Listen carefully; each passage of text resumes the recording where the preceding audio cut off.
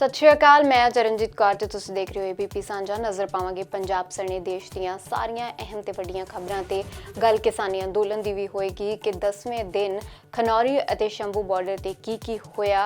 किसान अंदोलन दौरान जान गवाउण वाले शुभकरण सिंह दे परिवार वाले की चाहुंदे ने, नाल ये दसदे हैं कि इस मौत तो बाद पंजाब तो लैके हरियाणा तक किवें सियासत गरमाई है, किसानां ने की अगली रणनीति उलीकी है ते उधर केंद्र सरकार भी अलर्ट ते नाल ही गल सियासत दी भी करांगे क्योंकि अरविंद केजरीवाल ਨੂੰ ईडी ने भेजिਆ 7ਵੀਂ ਦਫਾ ਸੰਮਣ। 21 ਫਰਵਰੀ ਨੂੰ ਸ਼ੰਭੂ ਅਤੇ ਖਨੌਰੀ ਬਾਰਡਰ ਤੇ ਜੋ ਹੋਇਆ ਉਸ ਤੋਂ ਬਾਅਦ ਕੇਂਦਰ ਸਰਕਾਰ ਵੀ ਅਲਰਟ ਹੈ।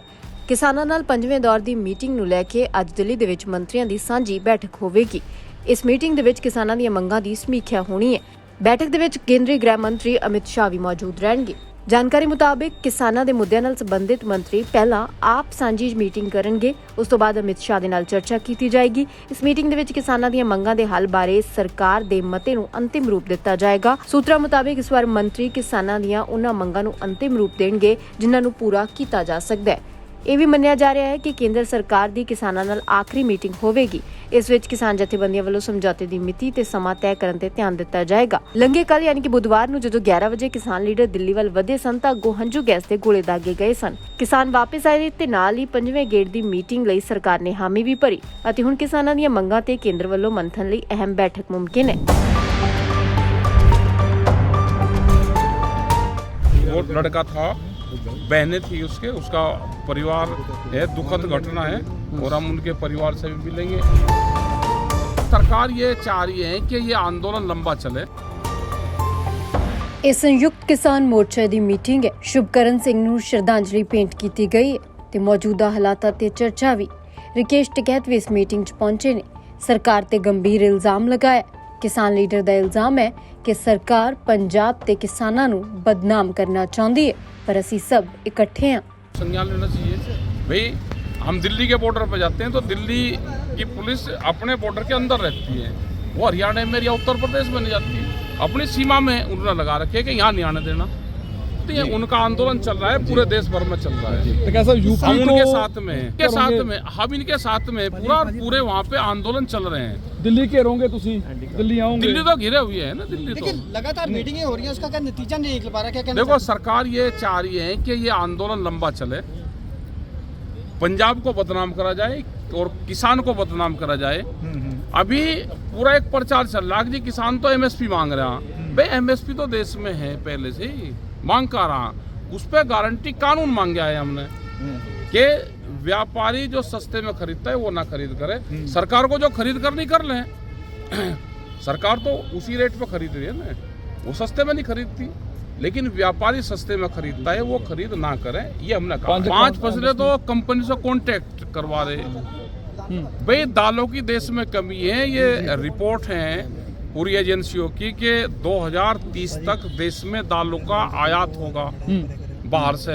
तो दालों की तो कमी है देश में पहले ही।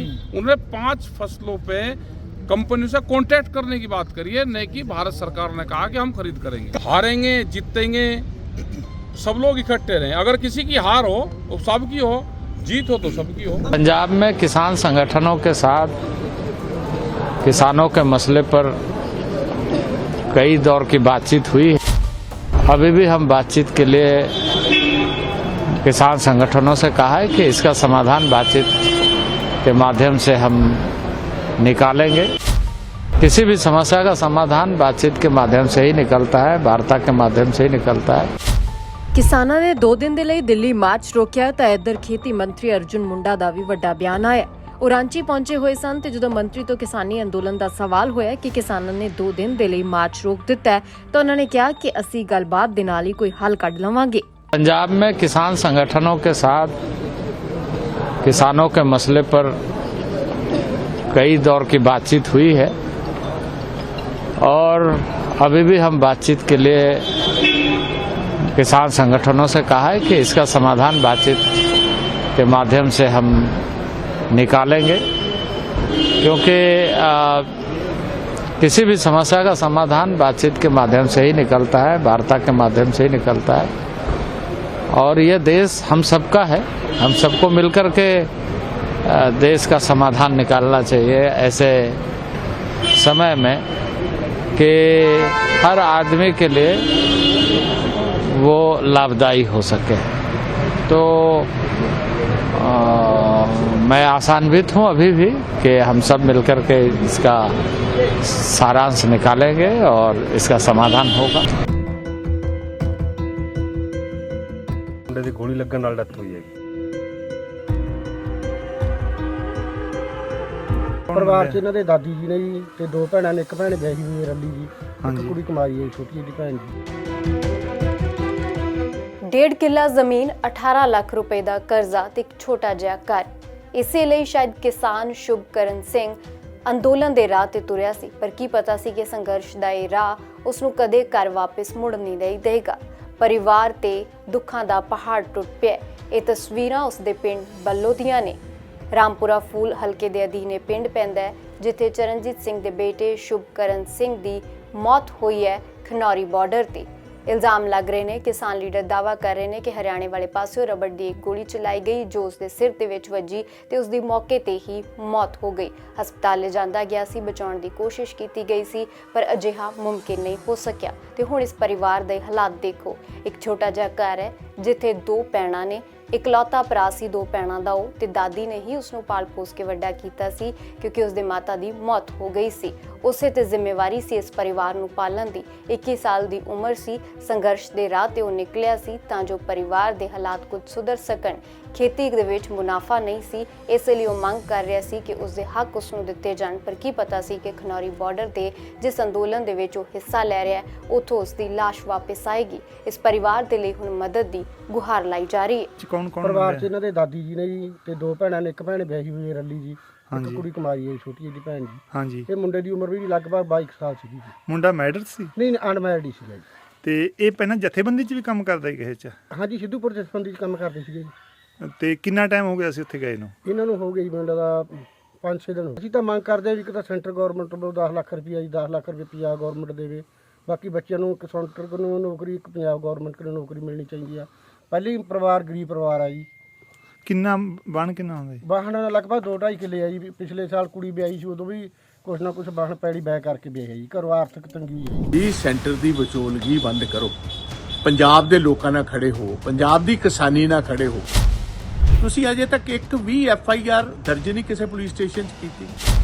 ਸਾਡੀ ਮੰਗ ਹੈ ਕਿ immediately home minister Haryana Anil Vij ਤੇ ਕੇਸ ਰਜਿਸਟਰ ਕੀਤਾ। ਇਹ ਤੌਰ ਤਰੀਕਾ ਜਿਹੜਾ ਹਰਿਆਣਾ ਸਰਕਾਰ ਨੇ ਜਿਹੜਾ ਇਸ ਟਾਈਮ ਫੜਿਆ, ਇਹਦੀ ਮੈਂ ਨਿਖੇਧੀ ਕਰਨਾ, ਇਹ ਬਹੁਤ ਗਲਤ ਹੈ। ਪ੍ਰਤਾਪ ਸਿੰਘ ਬਾਜਵਾ ਨੇ ਮੁੱਖ ਮੰਤਰੀ ਭਗਵੰਤ ਮਾਨ ਨੂੰ ਸਲਾਹ ਦਿੱਤੀ ਹੈ ਕਿ ਮਾਨ ਸਰਕਾਰ ਕੇਂਦਰ ਦੀ ਵਿਚੋਲਗੀ ਬੰਦ ਕਰੇ ਤੇ ਹੁਣ ਪੰਜਾਬ ਦੇ ਕਿਸਾਨਾਂ ਨਾਲ ਖੜੇ। ਬਾਜਵਾ ਨੇ ਤਾਂ ਇੱਥੋਂ ਤੱਕ ਕਹਿ ਦਿੱਤਾ ਹੈ ਕਿ ਹਰਿਆਣਾ ਦੇ ਗ੍ਰਹਿ ਮੰਤਰੀ ਅਨਿਲ ਵਿਜ ਤੇ 302 ਦਾ ਪਰਚਾ ਦਰਜ ਹੋਣਾ ਚਾਹੀਦਾ ਹੈ। ਸਿਰ ਦੇ ਵਿੱਚ ਪਿੱਛੋਂ ਆ ਕੇ ਗੋਲੀ ਵੱਜੀ ਹੈ, ਜਿਹੜੀ ਅਨਪ੍ਰੋਵੋਕਡ ਫਾਇਰਿੰਗ ਹਰਿਆਣੇ ਦੀ ਪੁਲਿਸ ਵੱਲੋਂ ਕੀਤੀ ਜਾ ਰਹੀ ਹੈ ਕਈ ਦਿਨਾਂ ਤੋਂ। ਅਸੀਂ ਬਹੁਤ ਦੇਰ ਤੋਂ ਇਹ ਭਗਵੰਤ ਮਾਨ ਜੀ ਨੂੰ ਕਹਿ ਰਹੇ ਸੀ, ਭਗਵੰਤ ਮਾਨ ਜੀ ਸੈਂਟਰ ਦੀ ਵਿਚੋਲਗੀ ਬੰਦ ਕਰੋ, ਪੰਜਾਬ ਦੇ ਲੋਕਾਂ ਨਾਲ ਖੜੇ ਹੋ, ਪੰਜਾਬ ਦੀ ਕਿਸਾਨੀ ਨਾਲ ਖੜੇ ਹੋ। ਤੁਸੀਂ ਕਈ ਦਿਨਾਂ ਤੋਂ ਤਕਰੀਬਨ 150 ਤੋਂ ਵੱਧ ਕਿਸਾਨ ਸਾਡਾ ਫੱਟੜ ਹੋ ਚੁੱਕਿਆ, ਹਸਪਤਾਲਾਂ ਦੇ ਵਿੱਚ ਜ਼ੇਰੇ ਇਲਾਜ ਉਹ ਹੈ। ਤੁਸੀਂ ਅਜੇ ਤੱਕ ਇੱਕ ਵੀ FIR ਦਰਜ ਨਹੀਂ ਕਿਸੇ ਪੁਲਿਸ ਸਟੇਸ਼ਨ 'ਚ ਕੀਤੀ।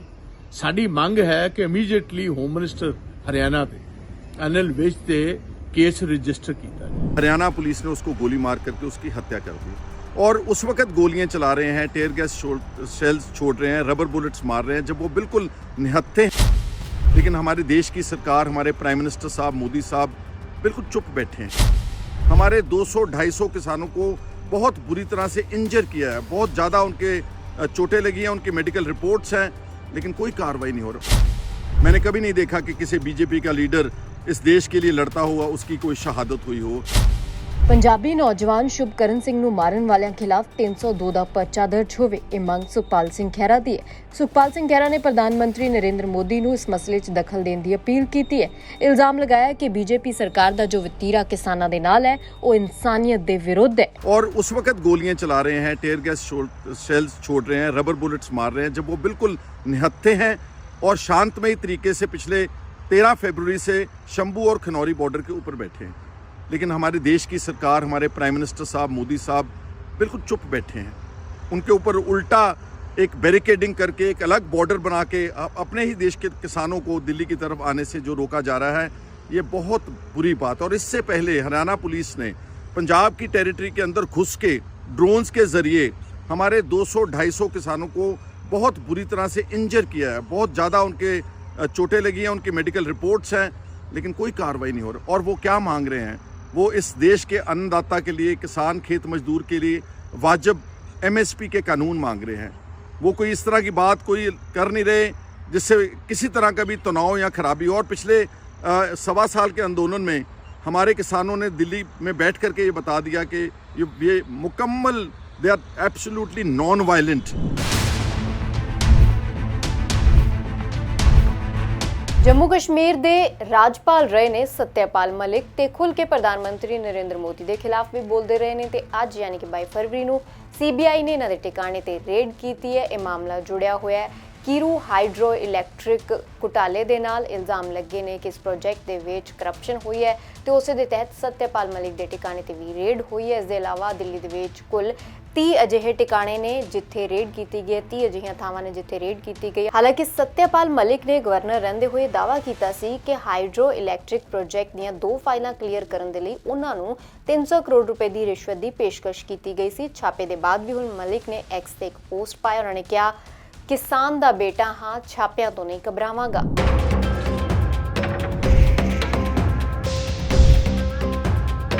ਦਿੱਲੀ ਦੇ ਮੁੱਖ ਮੰਤਰੀ ਅਰਵਿੰਦ ਕੇਜਰੀਵਾਲ ਨੂੰ ਇੱਕ ਵਾਰ ਮੁੜ ਤੋਂ ਈਡੀ ਨੇ ਬੁਲਾਇਆ। 26 ਫਰਵਰੀ ਨੂੰ ਪੇਸ਼ ਹੋਣ ਦੇ ਲਈ ਕਿਹਾ ਤੇ ਅਰਵਿੰਦ ਕੇਜਰੀਵਾਲ ਨੂੰ ਈਡੀ ਵੱਲੋਂ ਭੇਜਿਆ ਗਿਆ ਇਹ 7ਵਾਂ ਸੰਮਨ ਹੈ। ਹਾਲਾਂਕਿ ਅਰਵਿੰਦ ਕੇਜਰੀਵਾਲ ਇਸ ਤੋਂ ਪਹਿਲਾਂ ਭੇਜੇ ਗਏ ਕਿਸੇ ਵੀ ਸੰਮਨ ਤੇ ਪੇਸ਼ ਨਹੀਂ ਹੋਏ ਨੇ ਤੇ ਹੁਣ 7ਵੀਂ ਦਫਾ ਈਡੀ ਨੇ ਅਰਵਿੰਦ ਕੇਜਰੀਵਾਲ ਨੂੰ ਸੰਮਨ ਭੇਜ ਦਿੱਤਾ ਹੈ। ਪੁੱਛਗਿੱਛ ਹੋਣੀ ਹੈ ਸ਼ਰਾਬ ਨੀਤੀ ਦੇ ਨਾਲ ਜੋ ਕਥਿਤ ਘੁਟਾਲਾ ਜੁੜਿਆ ਉਸ ਬਾਬਤ। ਪਰ ਅਰਵਿੰਦ ਕੇਜਰੀਵਾਲ ਕਹਿੰਦੇ ਨੇ ਕਿ ਇਹ ਤਾਂ ਸਿਆਸਤ ਤੋਂ ਪ੍ਰੇਰਿਤ ਹੈ, ਇਸ ਲਈ ਉਹ ਪੇਸ਼ ਨਹੀਂ ਹੋਣਗੇ। ਉਹਨਾਂ ਨੇ ਕੁਝ ਸਵਾਲ ਪੁੱਛੇ ਨੇ ਈਡੀ ਤੋਂ, ਉਹਨਾਂ ਦੇ ਜਵਾਬ ਉਹ ਚਾਹੁੰਦੇ ਨੇ। ਪਰ 7ਵੀਂ ਦਫਾ ਹੁਣ ਅਰਵਿੰਦ ਕੇਜਰੀਵਾਲ ਨੂੰ ਸੰਮਨ ਭੇਜ ਦਿੱਤਾ ਹੈ। ਪਹਿਲਾਂ ਸਭ ਤੋਂ ਪਹਿਲਾਂ ਜਿਹੜਾ ਸੰਮਨ ਆਇਆ ਸੀ ਉਹ ਨਵੰਬਰ ਮਹੀਨੇ ਦੇ ਵਿੱਚ ਆਇਆ ਸੀ ਤੇ ਉਸ ਤੋਂ ਬਾਅਦ ਹੁਣ ਤੱਕ 7 ਸੰਮਨ ਆ ਚੁੱਕੇ ਨੇ। ਅਰਵਿੰਦ ਕੇਜਰੀਵਾਲ ਨੂੰ ਪਹਿਲਾਂ 2 ਨਵੰਬਰ ਨੂੰ ਸੰਮਨ ਆਇਆ, ਫਿਰ 21 ਦਸੰਬਰ ਨੂੰ ਸੰਮਨ ਆਇਆ, ਫਿਰ 3 ਜਨਵਰੀ 2024 ਨੂੰ ਵੀ ਸੰਮਨ ਆਇਆ, ਫਿਰ 18 ਜਨਵਰੀ ਨੂੰ ਵੀ ਉਹਨਾਂ ਨੂੰ ਬੁਲਾਇਆ ਗਿਆ ਤੇ ਹੁਣ 7ਵੀਂ ਦਫਾ ਪੁੱਛਗਿੱਛ ਦੇ ਲਈ ਪੇਸ਼ ਹੋਣ ਦੇ ਲਈ ਈਡੀ ਨੇ ਕਿਹਾ। ਹਰ ਵਾਰ ਉਹਨਾਂ ਨੂੰ ਇੱਕ ਚਿੱਠੀ ਜਾਰੀ ਕੀਤੀ ਜਾਂਦੀ ਹੈ, ਪਰ ਇਸ ਤੋਂ ਪਹਿਲਾਂ ਜੋ ਸੰਮਨ ਆਏ ਉਹਨਾਂ ਤੇ ਅਰਵਿੰਦ ਕੇਜਰੀਵਾਲ ਨੇ ਇੱਕ ਚਿੱਠੀ ਜਾਰੀ ਕੀਤੀ ਤੇ ਈਡੀ ਦੇ ਸੰਮਨ ਨੂੰ ਗੈਰ ਕਾਨੂੰਨੀ ਦੱਸਿਆ। ਜਵਾਬ ਮੰਗਿਆ ਕਿ ਆਖਿਰ ਈਡੀ ਕਿਸ ਹੈਸੀਅਤ ਨਾਲ ਉਹਨਾਂ ਨੂੰ ਬੁਲਾਉਣਾ ਚਾਹੁੰਦੀ ਹੈ, ਪਹਿਲਾਂ ਉਹ ਗੱਲ ਦੱਸੇ। ਤੇ ਉਧਰ ਬੀਜੇਪੀ ਦੇ ਲੀਡਰ ਕਹਿੰਦੇ ਨੇ ਕਿ ਅਰਵਿੰਦ ਕੇਜਰੀਵਾਲ ਜਾਂਚ ਦੇ ਵਿੱਚ ਸ਼ਾਮਿਲ ਹੋਣ ਤੋਂ ਭੱਜਦੇ ਨੇ। ਅਰਵਿੰਦ ਕੇਜਰੀਵਾਲ ਅਤੇ ਬੀਜੇਪੀ ਦੇ ਦਰਮਿਆਨ ਲਗਾਤਾਰ ਤਲਖੀਆਂ ਚੱਲ ਰਹੀਆਂ ਨੇ, ਖਾਸ ਕਰਕੇ ਦਿੱਲੀ ਦਾ ਜੋ ਸ਼ਰਾਬ ਨੀਤੀ ਘੁਟਾਲਾ, ਇਸ ਕਥਿਤ ਘੁਟਾਲੇ ਦੇ ਵਿੱਚ ਪੁੱਛਗਿੱਛ ਕਰਨ ਦੇ ਲਈ ਉਹਨਾਂ ਨੂੰ ਬੁਲਾਇਆ ਜਾ ਰਿਹਾ ਹੈ। ਪਰ ਹਾਲਾਂਕਿ ਇਸ ਤੋਂ ਪਹਿਲਾਂ ਸੰਜੇ ਸਿੰਘ ਨੇ ਜੋ ਰਾਜ ਸਭਾ ਮੈਂਬਰ ਨੇ ਆਮ ਆਦਮੀ ਪਾਰਟੀ ਦੇ, ਉਹਨਾਂ ਨੂੰ ਵੀ ਗ੍ਰਿਫਤਾਰ ਕੀਤਾ ਗਿਆ। ਮਨੀਸ਼ ਸਿਸੋਦੀਆ ਜੋ ਉਪ ਮੁੱਖ ਮੰਤਰੀ ਸਨ ਦਿੱਲੀ ਦੇ, ਉਹਨਾਂ ਨੂੰ ਵੀ ਗ੍ਰਿਫਤਾਰ ਕੀਤਾ ਗਿਆ ਹੈ ਤੇ ਜਿਹੜੀ ਹੁਣ ਇਸ ਜਾਂਚ ਦੀ ਆਂਚ ਹੈ ਉਹ ਅਰਵਿੰਦ ਕੇਜਰੀਵਾਲ ਤੱਕ ਵੀ ਪਹੁੰਚੀ ਹੋਈ ਹੈ। ਇਸੇ ਨਾਲ ਮੈਨੂੰ ਦਿਓ ਇਜਾਜ਼ਤ। ਪ੍ਰਦੇਸ਼, ਦੁਨੀਆ ਤੇ ਪੰਜਾਬ ਦੀ ਹਰ ਵੱਡੀ ਖਬਰ ਦੇਖਣ ਦੇ ਲਈ ਦੇਖਦੇ ਰਹੋ ABP ਸਾਂਝਾ।